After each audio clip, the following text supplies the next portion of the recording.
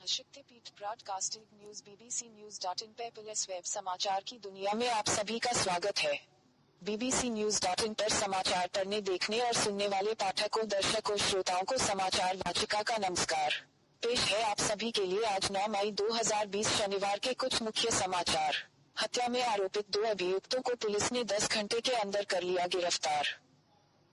गोरखपुर अंतर्गत बढ़लगंज पुलिस द्वारा हत्या के 2 नामजद अभियुक्तों विपिन साहनी पुत्र स्वर्गीय व्यास साहनी व संगीता पत्नी स्वर्गीय व्यास साहनी को 10 घंटे के अंदर आला कत्ल बरामदगी के साथ कर लिया गिरफ्तार। बीती रात बस्ती के अमहद क्षेत्र में शराब के ठेके पर हुई मारपीट। सरकार द्वारा शराब बिक्री शुरू करते ही जहां शराब बिक्री ने रिकॉर्ड बना दिया है, वहीं कभी कभार शराब लेने के लिए भीड़ में आगे पीछे को लेकर कहीं कहीं हो जा रही है मारपीट। ऐसी ही एक घटना बीती रात बस्ती जनपद के अमहद क्षेत्र में घटी। बस्ती संवाददाता मोहन शुक्ला से मिली खबरों के अनुसार बस्ती जनपद के अमहद स्थित शराब ठेके पर शराब लेने के लिए लगी होनेर में जल्दी लेने के चक्कर में कल रात को शराब की दुकान पर मारपीट हो गई। सेल्समैन सोशल डिस्टेंसिंग के साथ शराब बेच रहा था, पर ग्राहक थे कि जल्दबाजी में लेने के चक्कर में कर लिए मारपीट। मामला बढ़ता कि उससे पहले सेल्समैन ने पुलिस को लगा दिया फोन, जिसके फलस्वरूप गाड़ी से चीता पुलिस आई और मामला शांत हो गया। हिंडन नदी में तैरती लाश दिखने पर मचा हड़कंप। खबरों के अनुसार ग्रेटर नोएडा से नोएडा जाने वाले मार्ग पर 4 मूर्ति से आगे नोएडा की तरफ हिंडन पुल के नीचे नदी में एक तैरती लाश दिखाई पड़ने के कारण जानकारी होने पर आसपास लोग हिंडन पुल पर हो रहे हैं इकट्ठा। एक सज्जन द्वारा पुलिस को सूचना दे दी गई है, पर पुलिस द्वारा आगे क्या कार्यवाही की गई अभी तक नहीं चल सका है पता। गंगा नदी में 2 लड़कियों के डूबने से मचा हड़कंप। खबरों के अनुसार प्रयागराज अंतर्गत थाना नवाबगंज क्षेत्र में मुबारकपुर स्थित गंगा घाट पर नदी में नहाने गई 2 लड़कियां गई डूब। देखने वालों ने हल्ला मचाया तो सूचना पर मौके पर पहुंचकर गोताखोर और स्थानीय लोग जुटे, डूबी लड़कियों की तलाश में जुटे। मौके पर पहुंची पुलिस भी लोगों की मदद से जुट गई है तलाश में। कुशीनगर में महिला पुजारिन की हत्या से फैली सनसनी। खबरों के अनुसार कुशीनगर जनपद अंतर्गत नेबुआ नौरंगिया क्षेत्र के कुदौना गांव में 75 वर्षीय महिला पुजारिन का शव मिलने से मच गया हड़कंप। जानकारी होने पर लोगों ने जताई महिला की हत्या की आशंका।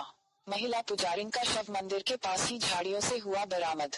बताया जा रहा है कि बुधवार से ही कुटी से गायब थी महिला पुजारिन। सूचना पाकर मौके पर पहुंची संबंधित थाना पुलिस ने महिला के शव को कब्जे में लेकर विधिक कार्यवाही करते हुए भेज दिया पोस्टमार्टम हाउस। सांड से मालगाड़ी की हुई टक्कर के फलस्वरूप काट का डिब्बा पटरी से उतरकर हुआ बेपटरी। खबरों के अनुसार उत्तर प्रदेश अंतर्गत औरैया क्षेत्र में फफूंद रेलवे स्टेशन के निकट सांड के टकराने से एक मालगाड़ी का गार्ड कोच पटरी से गया उतर। रेलवे अधिकारियों ने बताया कि हादसा शनिवार तड़के करीब 3:30 बजे फफूंद रेलवे स्टेशन से 2 किलोमीटर पहले रेलवे के खंबा नंबर 1098/25 पर उस समय हुआ जब मालगाड़ी कानपुर से टुंडला की तरफ जा रही थी। घटना की सूचना पर दुर्घटना राहत गाड़ी रेलवे के तमाम स्टाफ को लेकर फफूंद स्टेशन पर गई पहुंच। लगभग 1.5 घंटे की मशक्कत के बाद रेलवे ट्रैक को ट्रेनों की आवाजाही के लिए दुरुस्त किया जा सका। इस दौरान करीब 4.5 घंटे तक डाउन लाइन रही बाधित। अमेठी में सोते समय मां व 2 बच्चों की जलकर हुई मौत। खबरों के अनुसार अमेठी क्षेत्र अंतर्गत शिवरतनगंज के भवानीपुर गांव में अज्ञात कारणों से घर में लगी आग के कारण घर में सो रही मां व 2 बच्चों की आग में जिंदा जलकर हो गई मौत। ग्रामीणों की सूचना पर मौके पर पहुंची शिवरतनगंज पुलिस ने शव को घर से बाहर निकलवाते हुए विधिक कार्यवाही कर शवों को भिजवा दिया पोस्टमार्टम हाउस तथा आग लगने का कारणों का कर रही है पता। बड़ी खबर, प्रयागराज स्थित गंगा में नहाते वक्त डूबी लड़कियों का मिला शव। खबरों के अनुसार आज शनिवार को थाना नवाबगंज के मुबारकपुर क्षेत्र स्थित गंगा घाट पर नदी में नहाने गई थी 2 लड़कियां, जो नहाते वक्त गई डूब। सूचना पाकर मौके पर पहुंचे गोताखोर और स्थानीय लोग लड़कियों की तलाश में जुटे तो घंटों की मशक्कत के बाद दोनों लड़कियों का शव नदी से हुआ बरामद। मौके पर पहुंची पुलिस ने शव को कब्जे में लेकर विधिक कार्यवाही करते हुए भेज दिया शवों को पोस्टमार्टम हाउस। वहीं लड़कियों की मौत से गांव में छा गया मातम। परिवार वालों का रो रो कर हुआ बुरा हाल। पूर्व मुख्यमंत्री अजीत जोगी को पड़ा दिल का दौरा। खबरों के अनुसार छत्तीसगढ़ के पूर्व मुख्यमंत्री अजीत जोगी को शनिवार सुबह पड़ा दिल का दौरा पड़ा।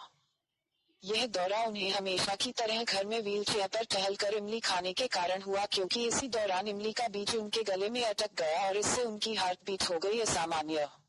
उनकी हालत को देखते हुए फौरन उन्हें रायपुर के एक प्राइवेट हॉस्पिटल में एडमिट कराया गया, जहां फिलहाल उनकी हालत बनी हुई है गंभीर।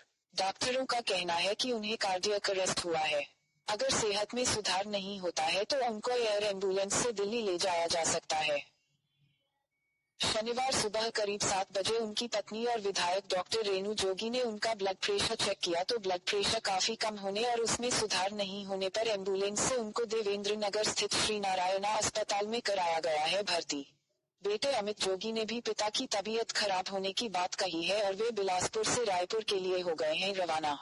अस्पताल के डायरेक्टर सुनील खेमका ने बताया कि जोगी को कार्डियक अरेस्ट आया है पर अब रिकवरी हो रही है। हालांकि स्थिति अब भी गंभीर है। वहीं मुख्यमंत्री भूपेश बघेल ने बेटे अमित जोगी से फोन पर अजीत जोगी के स्वास्थ्य के बारे में जानकारी ली है। अस्पताल का कहना है कि अगर सेहत में सुधार नहीं होता है तो जोगी को एयर एम्बुलेंस से दिल्ली ले जाया जा सकता है, लेकिन अभी 2 दिन यहीं अस्पताल में रखकर उनका उपचार करते हुए स्थिति को देखा जाएगा। अमेठी के मुंशीगंज चौराहे पर सड़क दुर्घटना में 2 युवकों की मौत। खबरों के अनुसार अमेठी स्थित मुंशीगंज चौराहे पर सड़क पार करते बस की चपेट एक बाइक के आ जाने के कारण बाइक सवार एक युवक की मौके पर हो गई मौत तथा दूसरा युवक गंभीर रूप से हो गया घायल। घायल युवक को आनंद फानन में पहुंचाया गया जिला अस्पताल, जहां उपचार के दौरान हो गई उसकी भी मौत। मौके पर पहुंची मुंशीगंज पुलिस ने शवों को कब्जे में लेकर किया विधिक कार्यवाही। चीन से $600 अरब हर्जाना वसूलने हेतु सुप्रीम कोर्ट में दायर की गई याचिका। खबरों के अनुसार कोरोना वायरस महामारी फैलाने के आरोप को लेकर चीन से $600 अरब हर्जाना वसूलने के लिए केंद्र सरकार को अंतर्राष्ट्रीय अदालत ICJ जाने के निर्देश संबंधित एक याचिका सुप्रीम कोर्ट में दायर की गई है। तमिलनाडु के मदुरै निवासी के रमेश ने केंद्र सरकार को चीन से हर्जाना वसूलने के लिए हेग स्थित अंतर्राष्ट्रीय न्यायालय का दरवाजा खटखटाने हेतु निर्देश देने का सर्वोच्च न्यायालय से किया है अनुरोध। याचिकाकर्ता ने कानून मंत्रालय, स्वास्थ्य मंत्रालय, सामाजिक न्याय और अधिकारिता मंत्रालय को इसमें बनाया है पक्षकार।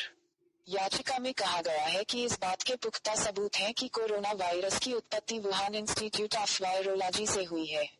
याचिकाकर्ता का यह भी कहना है कि उसने शीर्ष अदालत का रुख इसलिए किया है क्योंकि एक नागरिक ICJ में याचिका दायर नहीं कर सकता। याचिकाकर्ता के अनुसार चीन जानबूझकर हिंदुस्तान और पूरी दुनिया को गुमराह करने की कोशिश कर रहा है कि वायरस की उत्पत्ति जैविक बाजार से हुई है, जबकि इस बात के सबूत हैं कि दुनिया भर में शक्तिशाली अर्थव्यवस्थाओं को कमजोर करने के लिए यह एक जैविक या रासायनिक युद्ध है। दिल्ली हाईकोर्ट ने दिल्ली विश्वविद्यालय पर मातृत्व मामले में फैसला सुनाते हुए लगाया 50,000 का जुर्माना।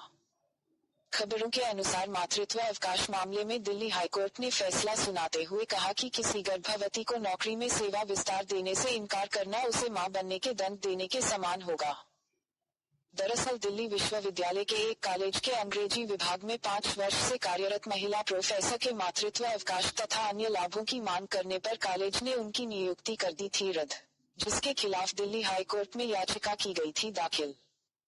इस मामले पर सुनवाई करते हुए जस्टिस हिमा कोहली और जस्टिस आशा मेनन ने सहायक प्राध्यापक की विश्वविद्यालय द्वारा अस्थायी नियुक्ति खत्म करने का फैसला रद्द करते हुए यह टिप्पणी की।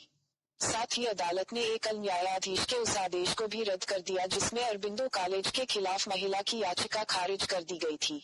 अदालत ने कॉलेज पर 50,000 रुपये का जुर्माना भी लगाया। अदालत ने अधिकारियों को महिला को सहायक प्रोफेसर पद पर तब तक के लिए तुरंत स्थायी नियुक्ति देने का निर्देश दिया जब तक कि विद्यालय द्वारा नियमानुसार रिक्त पद भरे नहीं जाते हैं। अब तक आप सुन रहे थे आज के मुख्य समाचार। आप सभी को समाचार वाचिका की तरफ से धन्यवाद व नमस्कार।